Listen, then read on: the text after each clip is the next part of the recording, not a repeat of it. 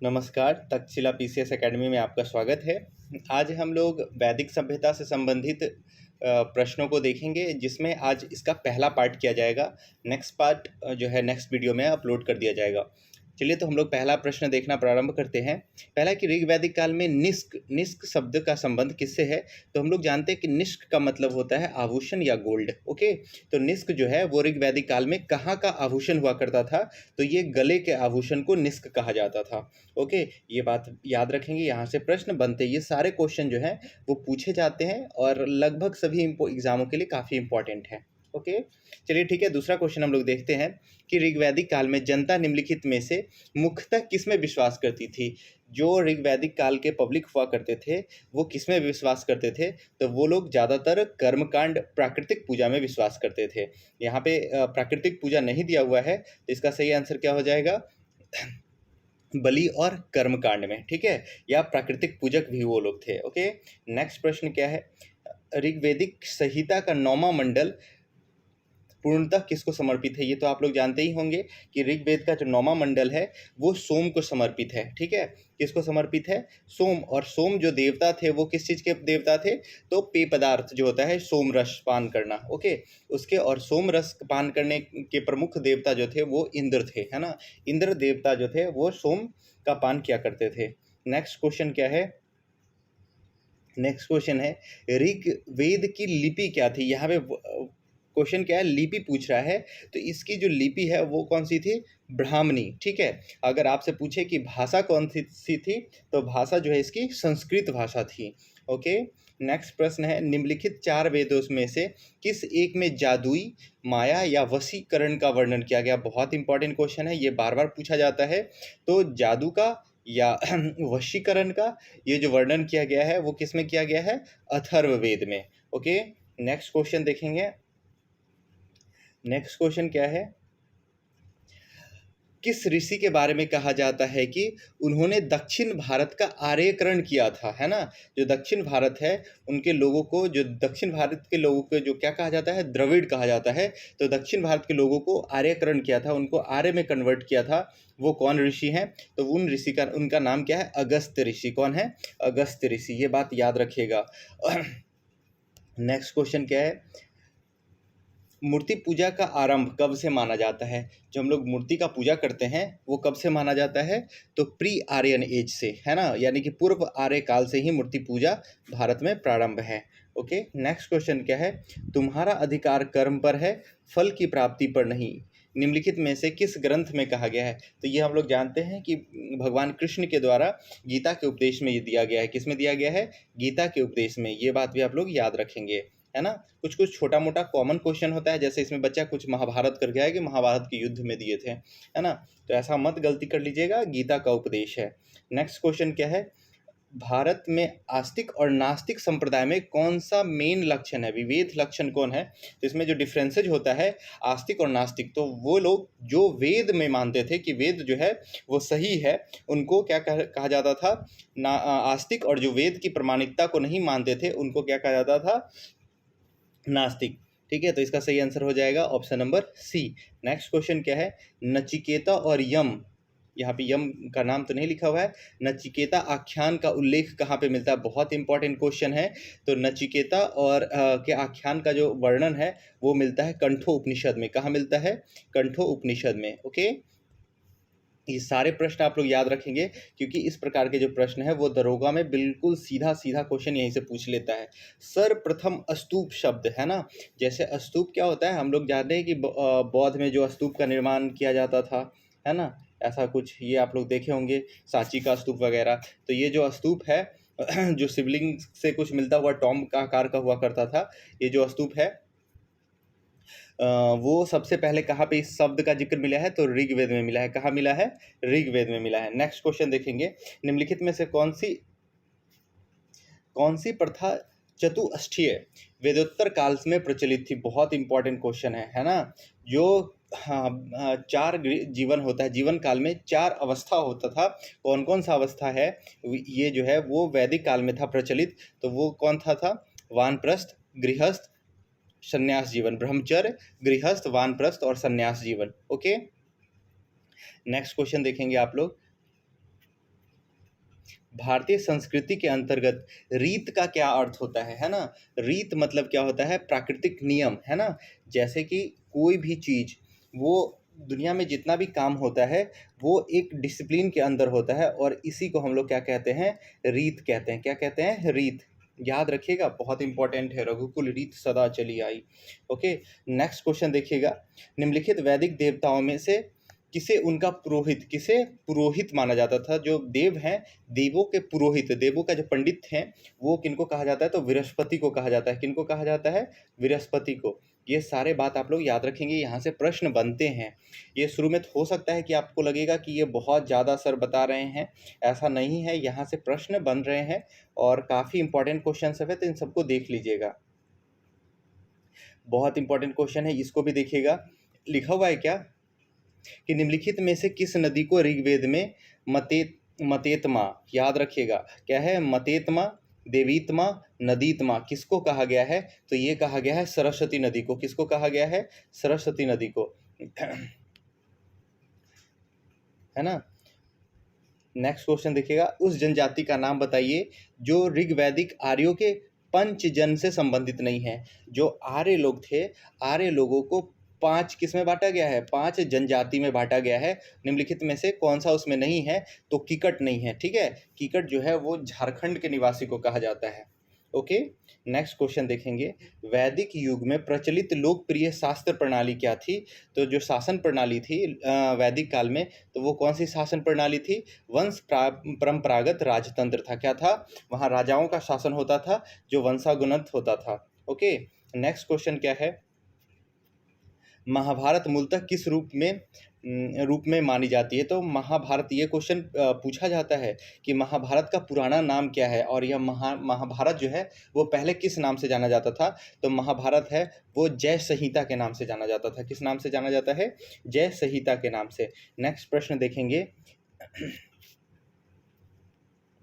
लिखा हुआ है, हिंदू पौराणिक कथाओं के अनुसार समुद्र मंथन हेतु किस सर्प ने रस्सी के रूप में स्वयं को प्रस्तुत किया था? बहुत इंपॉर्टेंट क्वेश्चन है। देखिए, बहुत बच्चा हुआ क्या है, ऐसा क्वेश्चन देखेगा और मार के आ जाएगा कौन सा? शेषनाग, है ना? लेकिन आपको पता है कि शेषनाग पे कौन? विष्णु भगवान रहते हैं। कालिया। कालिया कौन था? वो सांप जिसको कृष्ण भगवान क्या किए थे? यमुना नदी में उसको पटक दिए थे और उसके नाथ वाथ दिए थे। और जो इस सांप का नाम क्या है? तो वासुकी है। क्या नाम है उस सांप का नाम? वासुकी। उस वासुकी सांप जो है वो रस्सी के रूप में पहाड़ में लिपट गया था, जिसके बाद समुद्र मंथन का कार्य प्रारंभ हुआ। नेक्स्ट क्वेश्चन है, किस काल में अछूत की अवधारणा स्पष्ट रूप से उद्धित हुई? यानी कि पूछ रहा है कि किस काल में छुआछूत जो है ये स्पष्ट रूप से देखने को मिला? तो ये मिला धर्मशास्त्र के समय में। कब मिला? धर्मशास्त्र के समय में, और कहीं कहीं पे ब्राह्मण काल भी लिखा हुआ होगा, ठीक है? तो इससे घबराइएगा नहीं, धर्मशास्त्र और ब्राह्मण काल जो है वहीं पे छुआछूत की भावना देखने को मिलता है। नेक्स्ट देखिएगा, भारतीय प्रतीक पर उत्कीर्ण सत्यमेव जयते कहाँ से लिया गया? बहुत इंपॉर्टेंट क्वेश्चन है और ये आप लोग को पता भी होगा। ये कहाँ से लिया गया है? तो मुंडक उपनिषद से लिया गया है। कहाँ से लिया गया है? मुंडक उपनिषद से। नेक्स्ट क्वेश्चन क्या है? तमसो मा ज्योतिषगम्य है ना? ये कथन कहाँ से लिया गया? बहुत इंपॉर्टेंट है। ये कहाँ से लिया गया है? तो ये उपनिषद से लिया गया। कहाँ से लिया गया है? उपनिषद से। ये सब प्रश्न दरोगा में पूछे जाते हैं। नेक्स्ट क्वेश्चन देखेंगे आप लोग। नेक्स्ट क्वेश्चन है, सत्य, काम और जमाली की कथा को अनव्याही माँ होने के लांछन की चुनौती देती है। ये कहाँ से लिया गया है और इस चीज़ का जिक्र कहाँ है? तो ये है छंद लगाया गया ना, इस पर लांछन लगाया गया है, तो लांछन है ये छांदोग्य उपनिषद से। कहाँ से लिया गया है? छांदोग्य उपनिषद से। नेक्स्ट प्रश्न देखेंगे। नेक्स्ट प्रश्न है, निम्नलिखित में से किसे आर्यों के आदि देश के बारे में बताया है? जो आर्य है, आर्कटिक होम थ्योरी, ये बहुत इंपॉर्टेंट है, पुस्तक का नाम है। ये भी कहीं आपसे पूछ ले, आर्यों के आदि देश के बारे में किसने लिखा है? तो ये लिखे हैं बाल गंगाधर तिलक, और जिस बुक में लिखे हैं उनका नाम है आर्कटिक होम थ्योरी, आर्यन का होम थ्योरी, ठीक है? नेक्स्ट क्वेश्चन देखेंगे, किस ग्रंथ में पुरुषमेध का उल्लेख हुआ है? बहुत इंपॉर्टेंट ये भी क्वेश्चन है, आप याद रखिएगा। पुरुषमेध का जो उल्लेख है वो किस ग्रंथ में किया गया है? तो ये है शतपथ ब्राह्मण में। कहाँ पे किया गया है? शतपथ ब्राह्मण में किया गया है। नेक्स्ट क्वेश्चन देखेंगे। नेक्स्ट क्वेश्चन क्या है?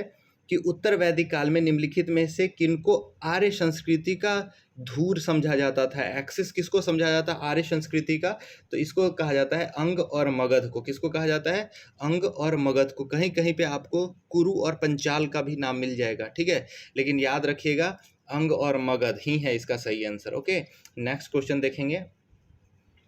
पूर्व वैदिक आर्यों का धर्म प्रमुख क्या था, है ना? तो आर्य जो लोग थे वो क्या थे? तो प्राकृतिक पूजक थे और भक्ति नहीं, प्राकृतिक पूजा और यज्ञ किया करते थे। ओके, कर्मकांडी थे वो लोग। नेक्स्ट क्वेश्चन क्या है? अवेस्ता और ऋग्वेद में समानता पाई जाती है। क्या है कि अवेस्ता और ऋग्वेद में समानता पाई जाती है। अवेस्ता किस क्षेत्र से संबंधित है? तो ये है ईरान से संबंधित। किससे है? ईरान से संबंधित। नेक्स्ट क्वेश्चन देखेंगे, सबसे पुराना वेद कौन सा है? तो सबसे पुराना वेद हम लोग जानते हैं कि कौन सा है? ऋग्वेद, है ना? अगर आपसे पूछा जाए कि सबसे पुराना ऋग्वेद का मंडल कौन सा है, तो दूसरा से लगा करके 7वां मंडल जो है वो सबसे पुराना मंडल है, जबकि पहला, 8वां, 9वां और 10वां नवीनतम जोड़ा गया मंडल है। ओके, और नेक्स्ट क्वेश्चन देख चलते हैं हम लोग। नेक्स्ट क्वेश्चन क्या है? नेक्स्ट क्वेश्चन है क्या?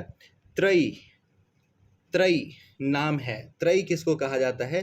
तो 3 वेद जो है उन तीनों वेद के समूह को क्या कहा जाता है? वेदत्रयी कहा जाता है या त्रयी कहा जाता है। याद रखेंगे, ये भी प्रश्न पूछा गया है। उसके बाद क्वेश्चन क्या है? नेक्स्ट क्वेश्चन ऋग्वेद है। ऋग्वेद क्या है? स्रोतों का आंकलन है। क्या है? स्रोतों का आंकलन है। और निम्नलिखित में से कौन सा ब्राह्मण ग्रंथ ऋग्वेद से संबंधित है? बहुत इंपॉर्टेंट क्वेश्चन है। कौन से ग्रंथ जो है उनका संबंध ऋग्वेद से है? तो वो कौन सा है? ये एकदम रट लीजिएगा, ये क्वेश्चन कितना बार पूछा गया है। तो ऋग्वेद का जो ब्राह्मण ग्रंथ है वो कौन सा है? ऐत्रेय ब्राह्मण, है ना? और अथर्ववेद का भी पूछता है तो गोपद ब्राह्मण आ गया ही, है ना? गोपद ब्राह्मण जो है उसका संबंध किससे है? तो गोपद ब्राह्मण जो है उसका संबंध है अथर्ववेद से। किससे है? अथर्ववेद से। इसको रट लीजिएगा, यहाँ से क्वेश्चन ये पूछा जाता है बार बार। उसके बाद यज्ञ संबंधी विधि विधाओं का प्रथा, तो यज्ञ के बारे में, है ना? यज्ञ कहाँ से मिलेगा? तो यजुर्वेद से मिलेगा। यज्ञ के बारे में कहाँ से जानकारी मिलता है? यजुर्वेद से मिलता है। ओके, तो ये सब प्रश्न आप लोग याद रखेंगे क्योंकि यहाँ से प्रश्न खूब बनते हैं। नेक्स्ट क्वेश्चन क्या है? निम्नलिखित में से किसका संकलन ऋग्वेद पर आधारित है? मोस्ट इंपॉर्टेंट क्वेश्चन है। जिसका रचना जो है ऋग्वेद पर ही किया गया है वो है सामवेद। और सामवेद में क्या है? संगीत के बारे में है। ओके उपनिषद पुस्तकें हैं। उपनिषद पुस्तक जो है वो किस पर आधारित है? तो वो है दर्शन पे आधारित। किस पर आधारित है? दर्शन पे आधारित। नेक्स्ट प्रश्न है, निम्नलिखित में से किस एक वैदिक साहित्य में मोक्ष की चर्चा की गई है? Most of the important question है कि मोक्ष की जो चर्चा है वो कहाँ पे मिलता है? तो मोक्ष का जो चर्चा है वो उपनिषद में मिलता है। कहाँ पे मिलता है? उपनिषद में। इसको एकदम रट लेंगे, बहुत बार ये क्वेश्चन पूछा गया है कि मोक्ष की जो चर्चा है वो किस ग्रंथ में किया गया है या किस साहित्य में किया गया है? तो वो कहाँ किया गया है? उपनिषद साहित्य में। ओके, नेक्स्ट क्वेश्चन देखेंगे, उपनिषद काल में राजा अश्वपति शासक थे। ये भी बहुत इंपॉर्टेंट है। अश्वपति जो राजा थे वो कहाँ के शासक थे? तो केकय के थे। कहाँ के? केकय के शासक थे। नेक्स्ट क्वेश्चन देखते हैं, निम्नलिखित में से वैदिक साहित्य का सही क्रम क्या है? ये याद रखेंगे और इनके क्रम को एकदम रट ही लेंगे। तो वैदिक साहित्य का सही क्रम क्या है? तो सबसे पहले वेद है, उसके बाद संहिताएं हैं, उसके बाद ब्राह्मण ग्रंथ हैं, उसके बाद आर्णक्य है और उपनिषद, यानी कि ऑप्शन नंबर ए। इसको एकदम रट लीजिएगा, ये बहुत इंपॉर्टेंट है। पांचों का सीरीज, ये क्वेश्चन कितने बार अरेंज करने के लिए दे देता है। नेक्स्ट क्वेश्चन देखिएगा। नेक्स्ट क्वेश्चन है, वैदिक नदी जिसका नाम है अस्किनी, ठीक है, वैदिक नदी अस्किनी जो है इसका पहचान किस रूप में किया गया है? तो अस्किनी का जो पहचान है वो चेनाब के रूप में किया गया है। किस नदी के रूप में किया गया है? चेनाब। यहाँ पे भी आप लोग ये क्वेश्चन याद रखेंगे। देखिए डिटेल में क्लास नहीं है, लेकिन जो इंपॉर्टेंट क्वेश्चन है जहाँ से बन जाता है वो हम, अब सतलज शत्रुदी नदी है, ये सब आप लोग कर लीजिएगा, है ना? नेक्स्ट क्वेश्चन देख रहा है, हड़प्पा का उत्खनन करने वाला पहला पुरातत्वविद कौन था जो इसके महत्व को नहीं समझ पाया था? तो वो कौन है? ए कनिंघम। कौन है? Sir Cunningham. Okay, next question क्या है, ऋग्वैदिक धर्म क्या था? तो ऋग्वैदिक जो धर्म था वो बहुदेववादी था। क्या था? बहुदेववादी था। वहाँ पर एक से ज़्यादा देवताओं का पूजा किया जाता था। ये लोग क्या होते थे? प्राकृतिक पूजक थे और यज्ञ में विश्वास रखते थे। ये सब बात आप लोग को याद रखनी है, ठीक है। उसके बाद सर्वाधिक ऋग्वैदिक सूक्त जो है वो किसको समर्पित है? तो ये आप लोग जानते हैं कि सर्वाधिक जो सूक्त है वो किनको समर्पित है? तो इंद्र को समर्पित है। किनको है? सबसे ज़्यादा इंद्र को है, उसके बाद अग्नि को है। ओके, नेक्स्ट क्वेश्चन देखेंगे। बुगाज कोई महत्वपूर्ण क्यों है? बहुत याद रखिएगा, कभी कभी बच्चा बुगाज कोई में और बुर्ज होम में कंफ्यूजन कर लेता है। तो ये बुर्ज होम जो हम लोग बात किए, वहाँ से नव पाषाण काल का क्या मिला था? समाधान मिला था, यानी कि जिसको हम लोग फ्यूरल साइट बोलते हैं वो मिला था कश्मीर से। जबकि बुगाज कोई कहा है, यहाँ तो वैदिक साहित्य के क्या मिले हैं? देवताओं का मूर्ति मिला है। तो ये इसका सही क्या हो जाएगा? यहाँ से प्राप्त अभिलेख में वैदिक देवताओं के और देवियों के नामों उल्लेख प्राप्त होता है, ठीक है। तो ऑप्शन नंबर बी सही हो जाएगा। नेक्स्ट क्वेश्चन क्या है? निम्नलिखित में से कौन सा ईरान से भारत आर्यों के आने की सूचना देता है? ये क्या कहता है कि जो भारत आए हैं वो बाई ईरान आए हैं। ये किसके द्वारा कैसे पता चलता है? तो वो बुगाज कोई से पता चलता है। कहाँ से पता चलता है? बुगाज कोई से। उसके बाद है सबसे पुरानी स्मृति कौन है? तो सबसे पुरानी स्मृति हम लोग जानते हैं कौन सी है? मनु स्मृति है। कौन है? मनु स्मृति सबसे पुरानी स्मृति है। नेक्स्ट क्वेश्चन देखिएगा। सबसे पुरानी भारतीय दवा आयुर्वेद का उद्गम कहाँ से हुआ है? तो अगर आपसे पूछा जाए कि आयुर्वेद का जो उद्गम है वो कहाँ से हुआ है, तो वो कहाँ से हुआ है? तो यजुर्वेद से हुआ है। कहाँ से हुआ है? यजुर्वेद से हुआ है। सॉरी, ये कहाँ से हुआ है? अथर्ववेद से हुआ है। आयुर्वेद का उत्पत्ति कहाँ से हुआ है? अथर्ववेद से। ओके, नेक्स्ट क्वेश्चन देखिएगा। वैदिक साहित्य में निम्नलिखित में से कौन सा नहीं आता है?